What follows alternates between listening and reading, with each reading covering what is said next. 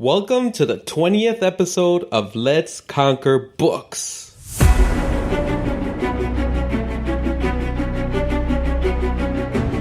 Salil Jha said, "You are a reader, and therefore a thinker, an observer, a living soul who wants more out of this human experience." In this episode, I talk about how author C.S. Lewis recommends reading old books because old books have been tested. They give us context, removes our blinders, broadens our perspective, and aids us in understanding the present. So let's get into it.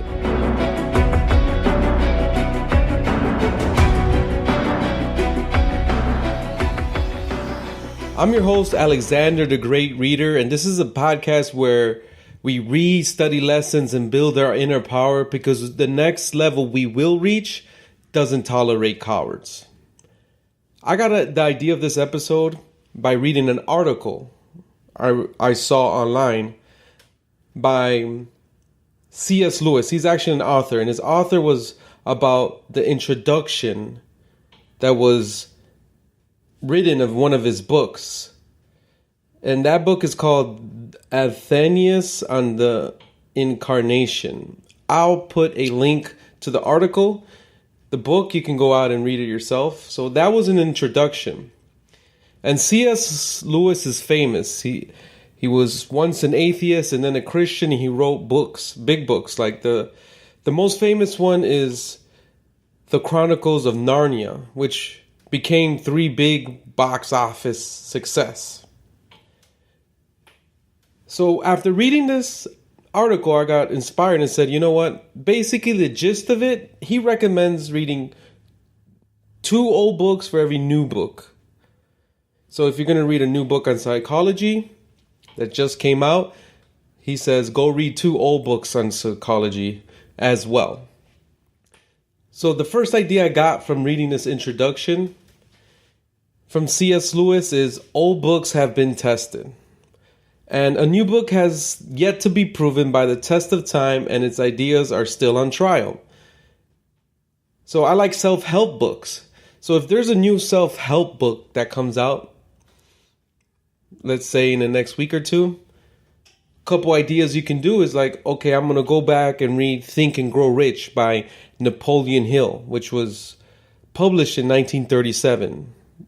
4 Agreements by Don Miguel Ruiz, that's 1997. The Magic of Thinking Big by David Schwartz, 1959. Those books to this day, people read them. So they have been tested by time. If you're going to get a new book coming out next week on psychology, you can read Influence by Robert Cialdini, that's 1984. Emotional Intelligence by Daniel Goleman, 1995. The very famous Man's Search for Meaning by Viktor Frankl. That's 1946. Just to give you little ideas, because I like psychology books, and I try to read older ones and new ones. I was doing this already, but this is a good way to think about it. It was like, wow, I'm doing this already, but now it's a strategy. And I want to also share my strategy with you as well. The second idea I got is reading this is old books give us context. That's what he talks about, C.S. Lewis. That reading a new book is like stepping into the middle of a conversation. So you read this new book and you've never read prior books about the same subject. Maybe the author will start talking about older things and you're like, you really don't understand what he's talking about. So you're like stepping in the middle of a conversation. I recently got interested in this whole Bitcoin thing, and I read a book called Digital Gold by Nathaniel Popper. But I also read other books that were older that, brought good perspective, good context into this, like Fooled by Randomness by Nassim Taleb. This could be a random thing, and I can get fooled into investing that. Common Sense Investing by John Bogle. He's the one who created Vanguard Investments, one of the biggest in the world. He wrote that in 2007. He'll bring the context of not trying to get these great returns or be so speculative and just invest in the market, the whole market as a whole. be very diversified. Peter Lynch, One Up on Wall Street. He's one of the most famous hedge fund managers, Fidelity Fund. And he was very successful, produced some of the highest returns ever seen. And he wrote a book on how you can, do better than Wall Street. You could put that. I'll bring you some context into this whole Bitcoin thing. And Warren Buffett is known as one of the most famous and successful investors ever. But he learned from a guy called Graham. And the book is called Intelligent Investor. That was written in 1949. And you can get some context from reading that also. The third idea I got from C.S. Lewis, this article about the introduction of a book he wrote. Old books remove our blinders. So every era has its own outlook, which is good at seeing certain truths and blind to see others.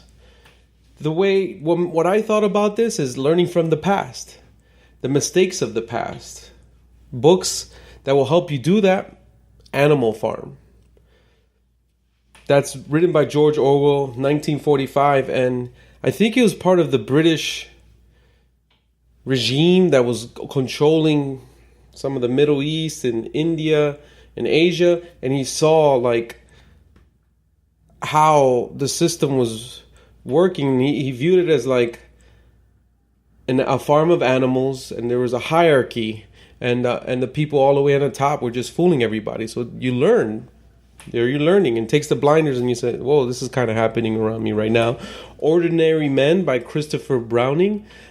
That was written in 1992. That book Jordan Peterson speaks highly about, because these were men, just regular guys, that when the Nazis took over, they let it happen and they become operatives of the police of the Nazis, and they go into detail like how they were just seeing all these ordinary men, including just doing these atrocities, which is scary because it can happen here, because ordinary people can be influenced by very bad people and end up committing atrocious things on human beings like the Nazis did. Another book is The Gulag Archipelago by Alexander Solzhenitsyn. Another book recommended by Jordan Peterson. He wrote a book called The 12 Rules of Life. Very good. I recommend it. This book was written in 1973, and it's more on the Soviet, when they had all these camps, and I guess he was in the camp. I haven't read it. It's one of the books I want to read. It's a big book, and I guess it changed the view of communism, this book. So that's learning from the past. The fourth idea is old books broaden our perspective. So it broadens a reader's knowledge and allows him to better critique and evaluate the modern books he reads. I'm going to use a perspective of sales. Say you're in sales, or you're starting in sales, or you're interested in sales, and you go buy this new book. You can also start reading some older books, like The Psychology of Selling by Byron Tracy. And you can read Zig Ziglar's Secrets of Closing the Sale. That's written in 1982. One of the best books I've read is How I Raised Myself from Failure to Success in Selling by Frank Bettiger, and that was written in 1949. And what I liked, he was an insurance salesman, but he used a lot of what Dale Carnegie and How to Win Friends and Influence People. He was one of his mentors, and he became really successful after applying what he learned from Dale Carnegie. And Dale Carnegie actually encouraged him to, put your story out. You'll encourage people. So reading those older books, it gives you perspective on the fundamentals of selling. What are some of those things they're recommending that will still work to today that you should do, that is just, it works? Why reinvent the wheel? The fifth idea is old books aid us in understanding the present. So the authors and thinkers of the past made mistakes, but equating ourselves with the books they wrote will enable us to better see the ways in which we can avoid those same mistakes. C.S. Lewis has a great point there.